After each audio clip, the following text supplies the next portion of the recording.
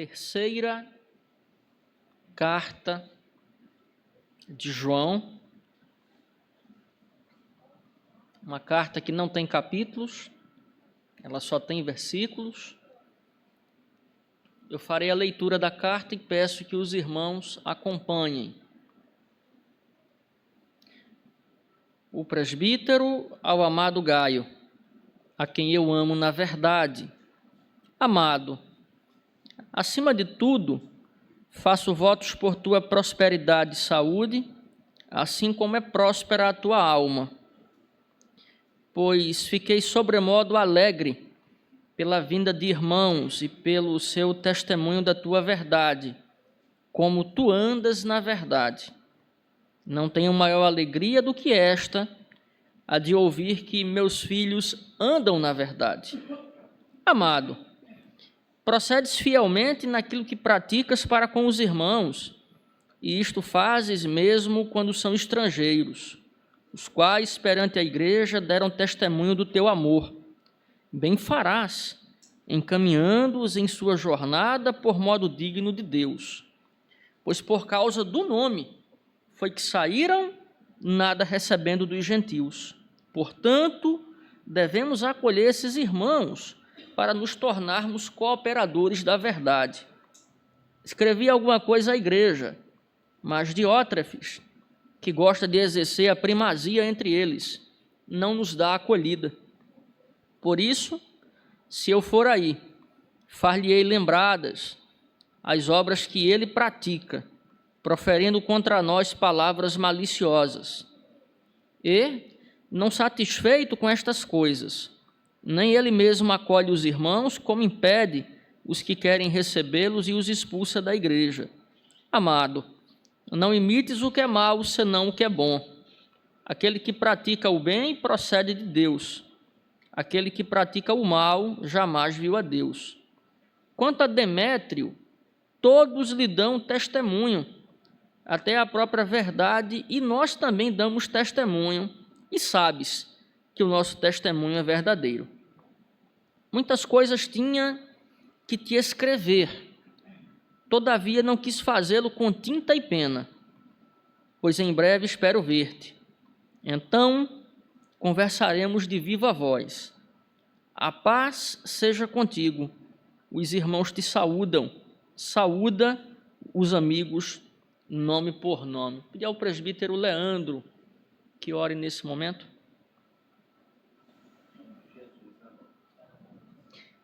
Meus queridos irmãos, no próximo domingo nós não teremos escola dominical, nem aqui na igreja e também na congregação.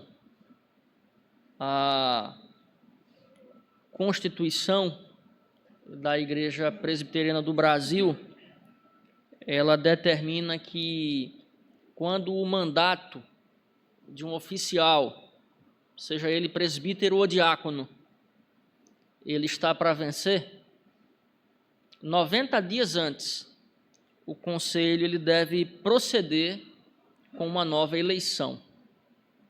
Então, no dia 24 de novembro, vai vencer o mandato do presbítero Osmar e, cumprindo o que determina, eu faço questão de frisar, a Constituição ela é imperiosa, ela determina que 3 meses antes o Conselho faça proceder uma nova eleição e, pela misericórdia de Deus, não é coincidência, não é casualidade, quis Deus que o próximo domingo, em 3 meses, antecedesse a eleição. E pela graça de Deus e com o auxílio do seu Espírito, nós estaremos aqui. A mesma Constituição, ela nos diz que cabe ao pastor orientar a igreja local quanto às características que alguém deve portar para que possa ser eleito e ordenado ou eleito e instalado. Está no artigo 111 da Constituição. E lá diz assim, com ao menos 30 dias, o pastor ele deve proceder dessa forma. Isto, evidentemente, nos lembra que não é qualquer pessoa que pode exercer o presbiterato na igreja local. Há muitas pessoas que anelam exercer esse ofício. Paulo chega a dizer que o anelar, ele é legítimo. Mas a verdade é que apenas aqueles que foram vocacionados e capacitados por Deus devem exercer esse ofício solene. Então, há uma distância muito grande entre o desejar e este desejo, ele ser um desejo legítimo. A pessoa pode verbalizar, eu quero ser um presbítero, tem problema nenhum. Mas é bem verdade que para que a pessoa exerça a vontade, ela não é suficiente. A vontade, ela tem que ser precedida de uma coisa chamada vocação interna. E o que é a vocação interna? É um comunicado. É o Espírito Santo falando ao coração da pessoa e plantando no coração da pessoa a vocação. A vocação, ela não é humana.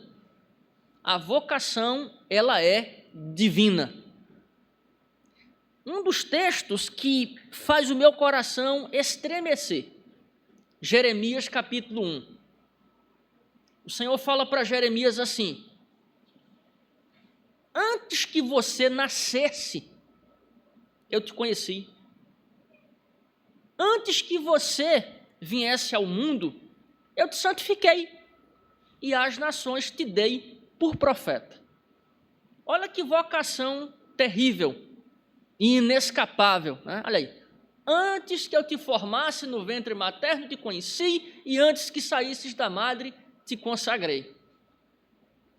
Então, já no útero, já na barriga da mamãe, ali Maíra ali, né? A gente não sabe, né, Maíra, se esse menino tem uma vocação, né? Para ser um presbítero, para ser um diácono, para ser um pastor, para ser um músico, né? Para ser o que quer que Deus queira. Louvado seja Deus. Não sabemos. Mas uma coisa eu posso garantir à primeira igreja, pautado nas Escrituras: nunca chegará um dia em que Deus vai abandonar a sua igreja e Ele não irá prover presbíteros. Nunca! Nunca vai chegar o tempo em que Deus vai deixar a igreja à sua própria mercê. É Deus quem instituiu o presbiterato na igreja. E Ele instituiu presbíteros para o amadurecimento da igreja. Portanto, nem venha com essa conversinha: eu quero ser presbítero. Ô, meu querido, você tem que se fazer uma pergunta antes: Deus me deu essa vocação? Que a vocação, ela é inescapável. Inescapável. Vou dar um exemplo bem prático. Eu conheci um irmão, hoje o reverendo Marcos. Ele foi militar durante a sua vida e ele chegou no topo. Ele foi comandante da polícia do estado do Maranhão. Pessoa extraordinária, extremamente solícito, só de um coração gigantesco. E ele foi presbítero muitos anos. Ele entrou na polícia, salvo o melhor juízo, e ele tinha 18 anos. Após 35 anos de serviços prestados, ele se recolheu e foi para o seminário, com mais de 50 anos. Por outro lado, eu conheci colegas nossos que foram ao seminário com 18 anos. Olha, de 18 para 53, se não me falha a memória, lá se vão 35 anos. Então, conheci pessoas que tiveram uma vocação muito cedo, foram ordenados, estão no ministério, e conheci pessoas que foram longevos, a gente pode chamar uma vocação retardada do ponto de vista humano, que a vocação pertence a Deus. E presbítero da mesma maneira. Tem pessoas que são eleitos presbíteros muito jovens. O reverendo Roberto Brasileiro já contou, ele foi eleito presbítero com 18 anos. E com 18 anos, pela primeira vez, ele foi ao Supremo Concílio. Como já vi pessoas maduras também serem eleitas presbíteros. Então, a vontade é importante, desde que atrelada à vocação. O texto que lemos agora há pouco certamente nos mostra como uma igreja pode ser abençoada ou atrapalhada a depender dos presbíteros que ela elege. Nós não temos aqui nenhuma certeza que Gaio era presbítero, que Demétrio era presbítero, que Diótrefes era presbítero, mas sabemos que eles eram liderança. João não diz. Ele inicia dizendo o presbítero João, isso a gente sabe. Pode ser uma alusão até à idade dele. Mas nós sabemos que a liderança daquela igreja era uma liderança comprometida, porque ela era abençoada por um Gaio, mas ela era extremamente atrapalhada por uma figura indigesta chamada Diótrefes. O texto nos mostra que bênçãos ou maldições um presbítero pode representar para o reino de Deus como um todo. Aqui eu estou pegando a liderança que nos é apresentada pelas palavras do já ancião, do já maduro João. A carta foi escrita pelo apóstolo João. No versículo 1, ele se identifica como um presbítero. A palavra presbítero e ancião é a mesma palavra. É muito provável que aqui ele esteja falando da sua idade avançada e da sua preocupação pastoral com as igrejas ali no entorno onde ele fixou residência. O destinatário da carta é um irmão chamado Gaio, nome extremamente comum na literatura grega. Não é possível determinar com exatidão se ele era um presbítero, mas é possível afirmar com grande probabilidade que ele exercia alguma liderança na igreja local, a ponto de que João escreva uma carta e tem um detalhe, incluindo na carta censuras a um outro líder dentro da igreja. Então, a impressão que eu tenho é que Gaio era também um presbítero, um líder da igreja, tal como Diótrefes. Porque aqui, João ele não está jogando um irmão contra o outro. Ele está descrevendo o modo como um vivia, o modo como o outro vivia. Também não é possível determinar o lugar onde Gaio vivia. Muitos estudiosos vão sugerir a cidade de Éfeso, ali na Ásia Menor, e as igrejas ali no entorno, com quem João ele manteve contato durante o seu longínquo ministério. A carta ela é curta, ela é o segundo livro, o segundo menor livro do Novo Testamento, ele só tem 15 versículos, e no entanto ela tem 4 partes. Na primeira parte, João elogia Gaio por seu bom testemunho e hospitalidade. Na segunda parte, João censura Diótrefes por seu autoritarismo egoísta. Na terceira parte, João elogia Demétrio por seu bom testemunho. É muito provável que Demétrio fosse aquele que levou a carta, o porta-voz de João.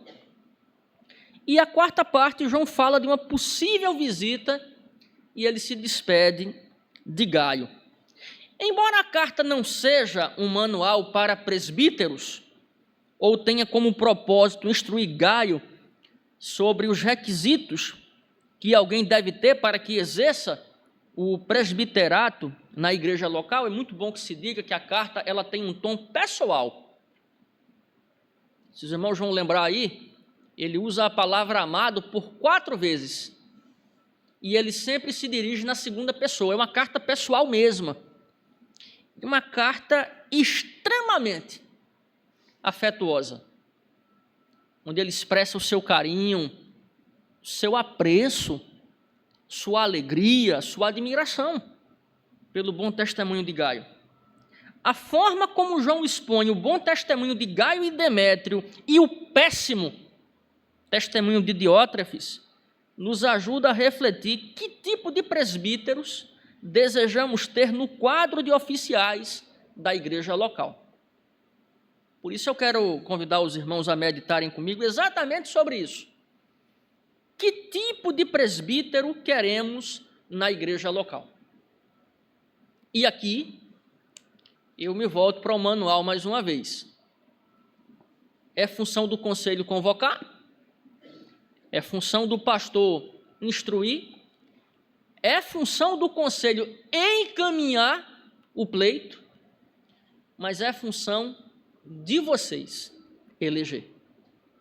A única pessoa aqui, dos presentes, que são membros da igreja, que não vai responder diante de Deus por ter eleito esse presbítero ou aquele diácono ou o outro diácono, sou eu, não posso votar. Todos os presbíteros aqui, os diáconos aqui, os irmãos aqui, domingo que vem, meu conselho é: orem, busquem sabedoria, busquem discernimento para que possam votar com singeleza de coração. Em primeiro lugar, um presbítero deve ser alguém fiel à sã doutrina, amoroso e hospitaleiro. Eu estou pegando aqui do versículo 1 ao 8 e também o versículo 12, quando ele vai falar de Demétrio.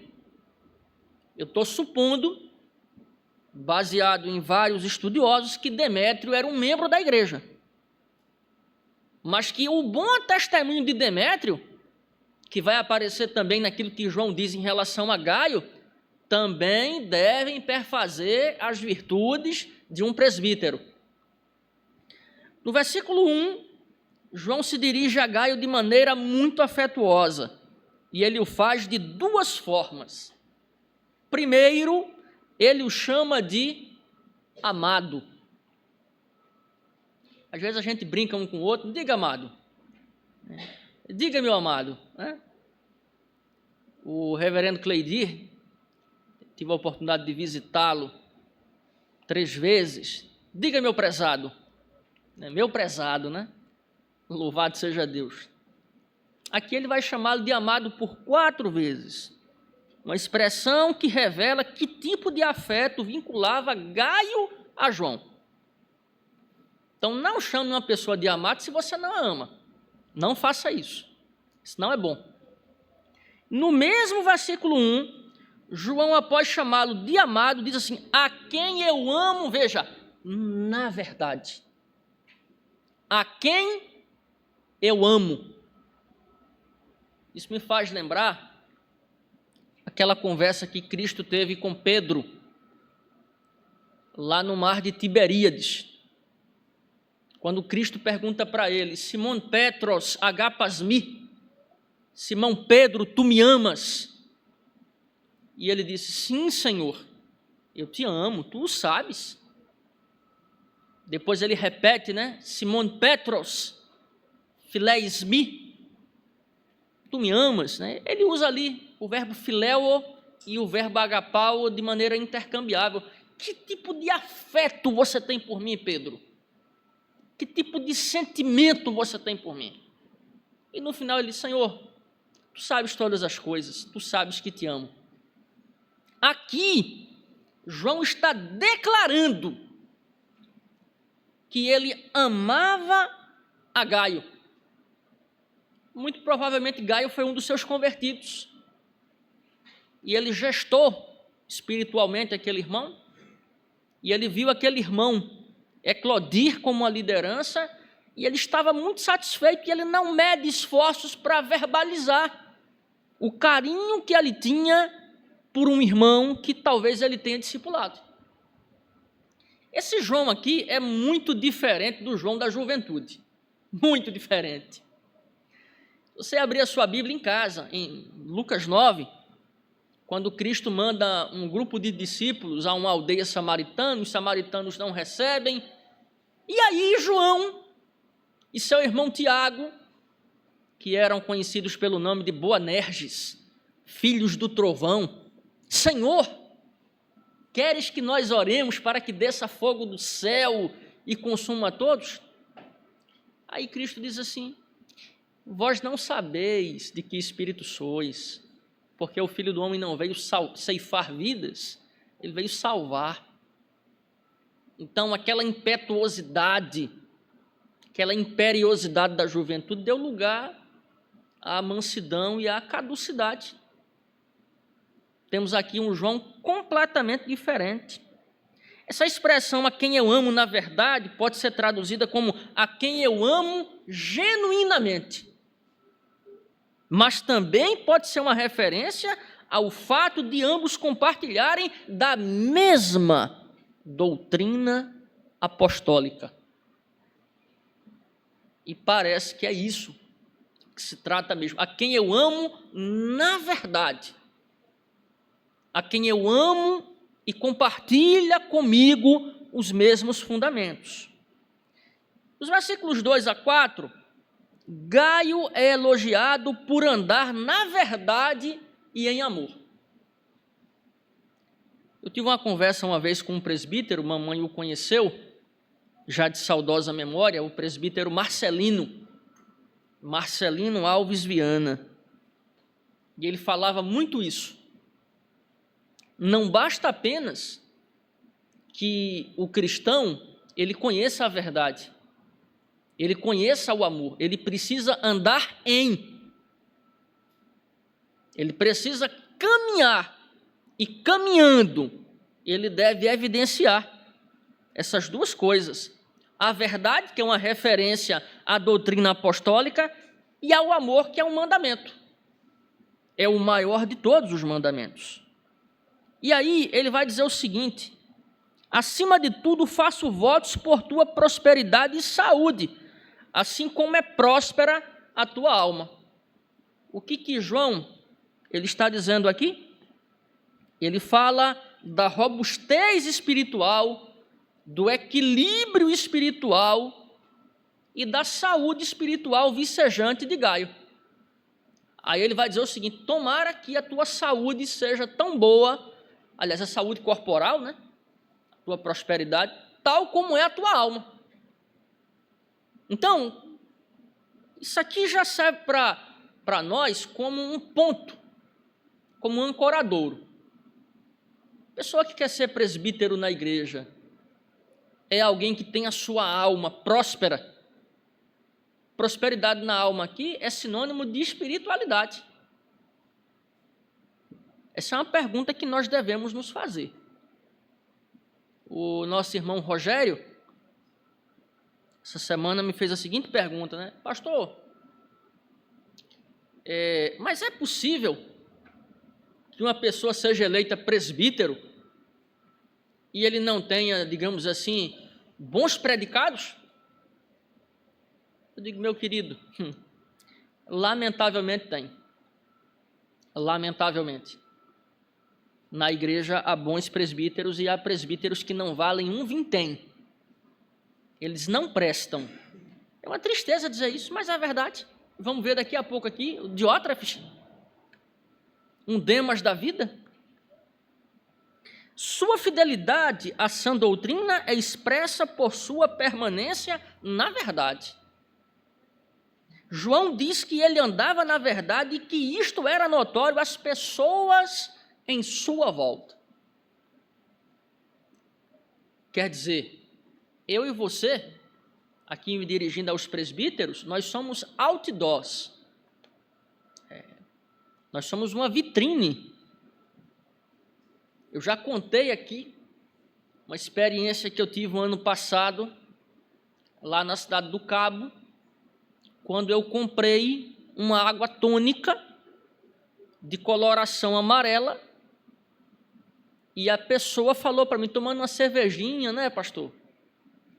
Eu peguei ela bem perto, eu botei assim, no rosto dela assim, uma água tônica. Fiz questão de colocar assim, bem uma água tônica. Imagina se fosse uma cerveja. E eu ainda disse, eu sou abstêmio e por voto, fiz um voto a Deus que enquanto vida eu tiver, não colocarei bebida alcoólica na boca. Mas vejam, se fosse uma cerveja, que testemunho seria? Um péssimo testemunho. Um péssimo. A pessoa certamente se escandalizaria. Mas como ela tinha uma língua maior do que esse púlpito aqui, foi bom para que ela soubesse que ela estava ali vilipendiando um servo do Senhor.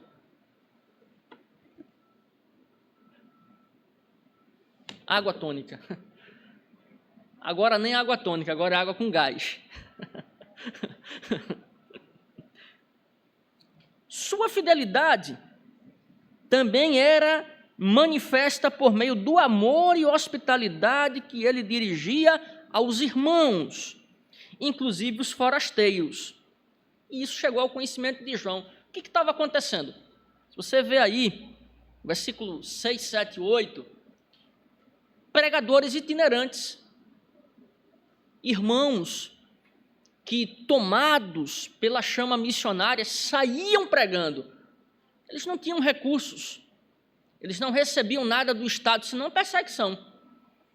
E era necessário que, ao chegar nessas igrejas, eles pudessem ser acolhidos, cuidados, alimentados. E o texto vai deixar muito claro que Gaio era um homem hospitaleiro, amoroso, carinhoso, um homem extremamente receptivo. E que isso chegou ao conhecimento de João, por isso que João vai elogiar a sua fé, vai elogiar a sua caminhada. E depois a gente vai ver que o mesmo Demétrio, aquele que levou a carta possivelmente, também era um homem que tinha bom testemunho. E que naquele contexto, hospitalidade era uma virtude que falava muito alto, porque tratavam-se de irmãos que, de fato, na sua caminhada, na sua jornada, precisavam serem acolhidos. Eu estava lembrando que Antônio Nabujanra, ele disse que na juventude ele resolveu fazer um mochilão pela Europa e pegou um navio e foi parar no Cairo, no Egito. E lá ele conseguiu uma passagem, pegou um navio para Marsella, na França, vomitou 6 dias e 6 noites e chegou lá com fome, desidratado, mochila rasgada, não sabia o que fazer. Aí viu lá, embaixada, consulado do Brasil. Quem era o cônsul? João Cabral de Melo Neto. E ele foi lá, se identificou, sou brasileiro, sou estudante. Ele estudava nessa época dramaturgia. Ele foi para a França estudar em Villeurbanne. Aí disse, quero falar com João Cabral. Aí se apresentou a João Cabral. Olha, sou brasileiro, sou estudante, estou vindo do Cairo, estou com fome, não sei o que fazer. E João Cabral, ele vai dizer assim, ele diz exatamente isso. E João Cabral, com a generosidade que só os grandes poetas têm, abriu a porta e disse, entre, a casa é sua. E ele disse, eu passei 27 dias na casa de João Cabral, onde eu aprendi mais sobre poesia do que os anos que eu passei na universidade.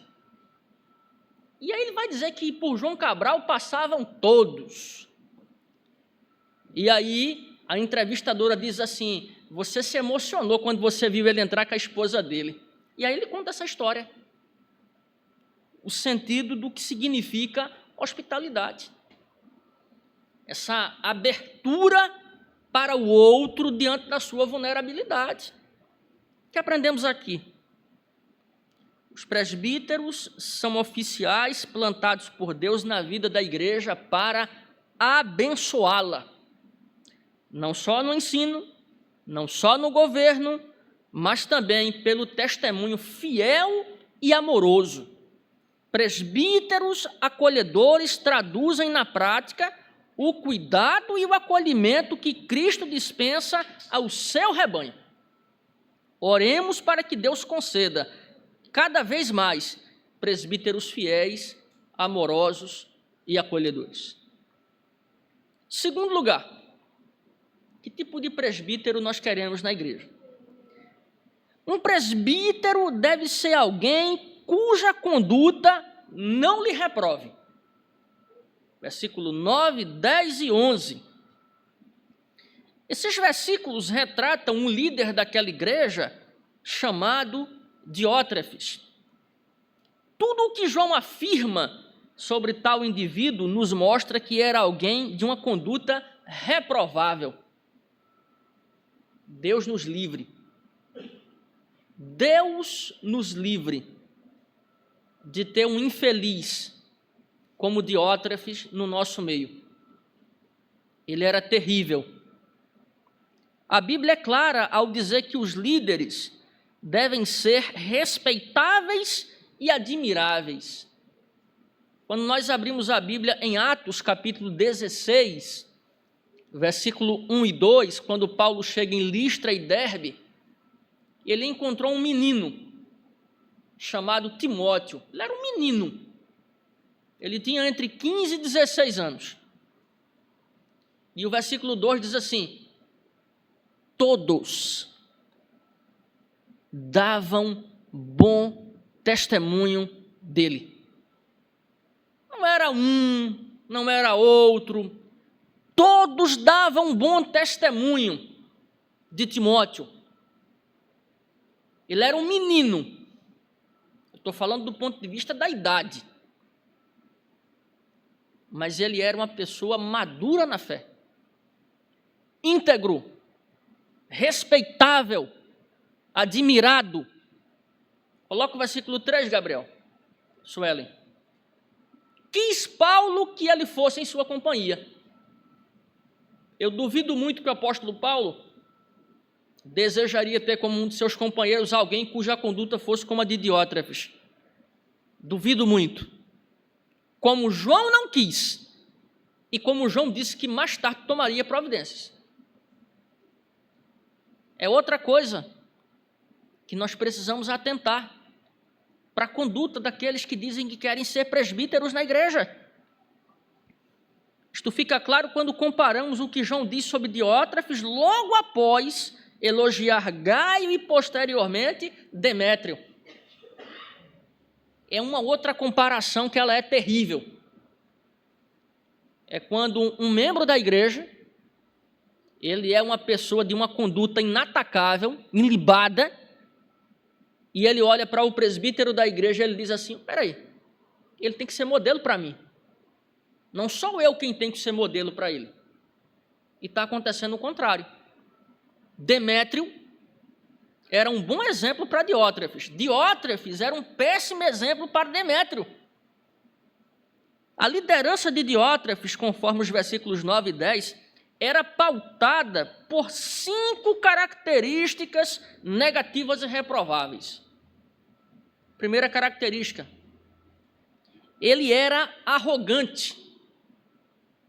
O texto vai dizer aqui que gosta de exercer a primazia entre eles. Como é que a liderança na igreja foi instituída por Cristo? Colegiada. Não é o que eu decido, é o que o conselho da igreja decide. Eu não posso fazer com que a minha vontade prevaleça. No conselho, nós vamos olhar, vamos atentar qual é a vontade de Cristo. E vamos executar a vontade de Cristo, não as nossas vontades. Então, ele era alguém que ele queria se alçar ao posto de bispo da igreja, né? O bispo da igreja, o presbítero, né? Era outro, né? Que se sentia à época, né? Um cara. ele era insubmisso. Presta atenção. João disse que escreveu para a igreja e ele não recebeu a carta, não. Ele não comunicou à igreja. É mais ou menos assim, como se hoje, por exemplo, um presbítero ele resolvesse desobedecer uma determinação do conselho da igreja, ou uma determinação do presbitério, ou uma determinação do Supremo Concílio, como se nós pudéssemos fazer o que nós queremos. Ele era difamador. Ele proferia palavras infamatórias contra João. Quem era João? João era apóstolo. Para usar uma expressão do Dr. N.T. Wright, João era nada mais, nada menos que um cânon vivo. Ele era uma testemunha ocular, escolhida por Cristo para liderar a sua igreja. Ele não era hospitaleiro, e aqui tem um problema. Ele não acolhia João, as palavras de João, e não acolhia os pregadores itinerantes. Ele era uma pessoa nociva à vida da igreja. E o versículo 10 ainda nos mostra que ele era alguém que desestimulava a caridade e a hospitalidade para tais pregadores. Quer dizer, não recebia, não permitia que os irmãos recebessem e os expulsava. É esse tipo de presbítero que nós queremos?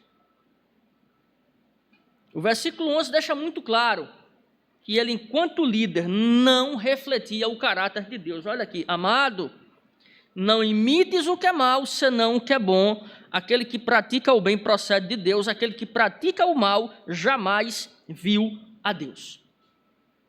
Então a gente vai ver o seguinte: as obras de Diótrefes, elas não eram aprovadas por João, elas não eram aprovadas por Deus porque não refletem o caráter de Deus, e elas não eram aprovadas pela igreja, não eram aprovadas por Gaio. Ou seja, seu péssimo exemplo era generalizado, e Gaio não deveria sucumbir diante do seu péssimo exemplo. Presbíteros não podem ser Maria, vai com as outras. Um presbítero que serve na igreja, ele tem que ser firme. Ele tem que ser firme. Eu vou dizer uma coisa aqui para os irmãos. Para o indivíduo me convencer no presbitério a tomar qualquer que seja a medida, a aprovar qualquer que seja o documento, ele tem que me provar pela Bíblia e pela Constituição. Se ele não me apresentar, ele pode falar horas. Eu vou dizer para ele: terminou, meu amigo? Não conta comigo, não. Se é bíblico, se é constitucional, estamos juntos. Se não for, não conta comigo. Quantos presbíteros têm sido, na igreja local, guardiões da sã doutrina e não têm permitido que pastores, lobos devoradores, mercenários, salafrários, mentirosos, enganadores, eles se prevaleçam contra o rebanho de Cristo? Quantos presbíteros Deus tem usado? São muitos. Presbíteros que honram a vocação. O que aprendemos aqui? Presbíteros crentes refletem o caráter de Deus, e presbíteros ímpios desonram a Deus e atrapalham a vida da igreja. Muitas igrejas sofrem e veem suas atividades prejudicadas por escolherem presbíteros por razões que não aquelas expostas pelas Escrituras.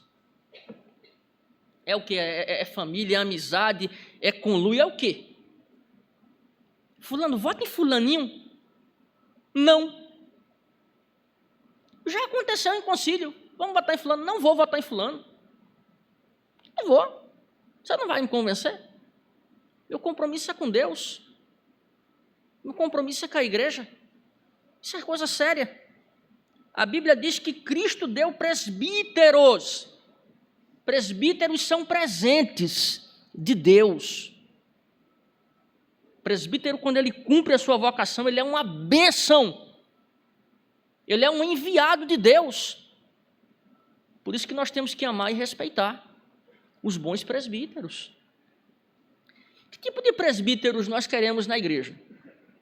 Terceiro lugar, um presbítero deve ser alguém que se envolve com os membros da igreja. Versículo 13, 14 e 15. A carta termina da forma como começou.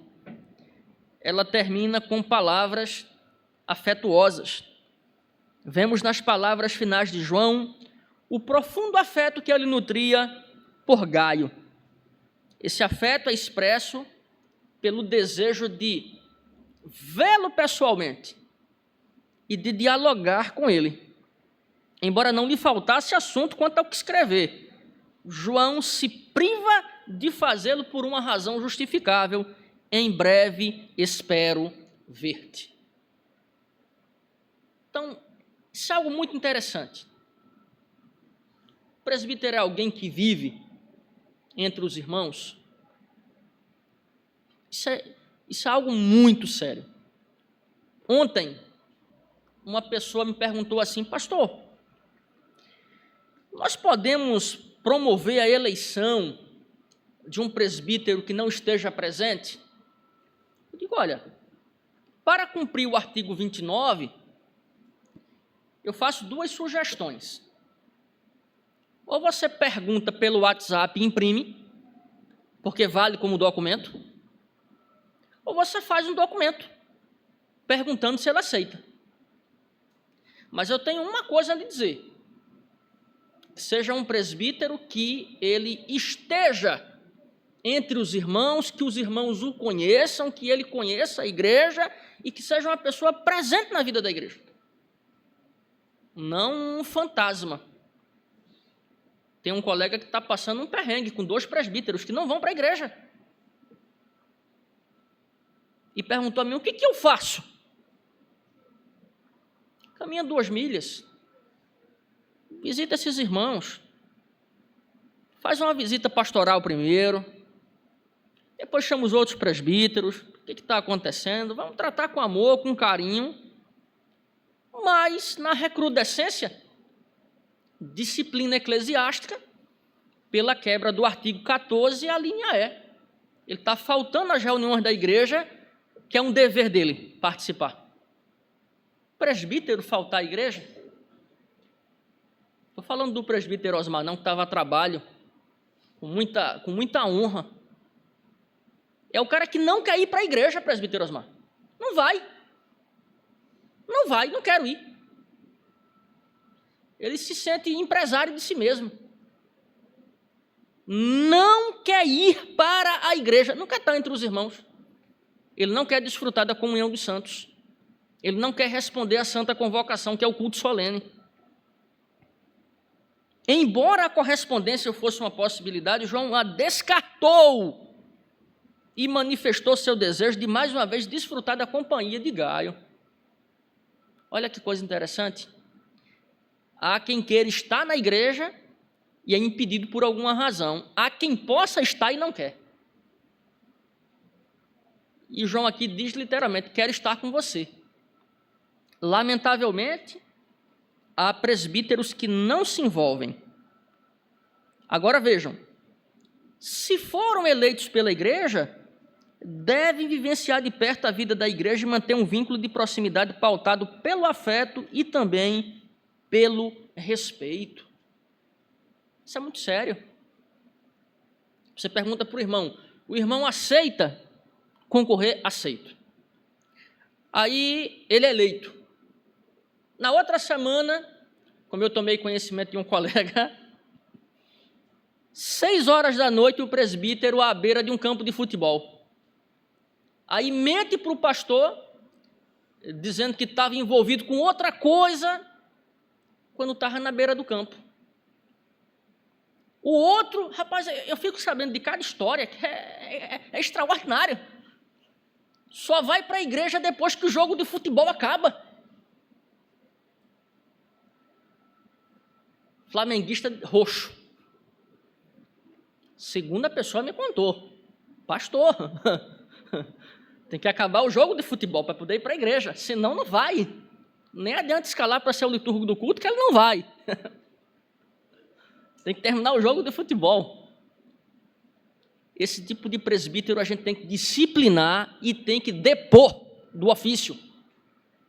Depor significa retirar a investidura, nunca mais vai ser presbítero. Nunca mais. Péssimo exemplo. Péssimo exemplo. Porque quando a igreja vota, ela está acreditando confiança, respeito, honra, amor àquela pessoa. E aquela pessoa trata como uma bola de futebol esses afetos tão caros que a igreja lhe tributou. Isso me lembrou a história de um menino, Rubem Alves conta, que um dia o pai levou o menino para a roça. Aí eles tiraram o leite da vaquinha, o menino viu, e o pai então levou para casa, eles ferveram o leite, e foi dar leite para o menino. Ele disse: papai, eu não tomo leite de bicho, eu só tomo leite de saquinho. Tem presbítero que ele diz assim: não, eu vou cuidar da igreja. Ele diz isso quando é questionado, mas na prática ele não faz. Parece que ele tem medo de gente.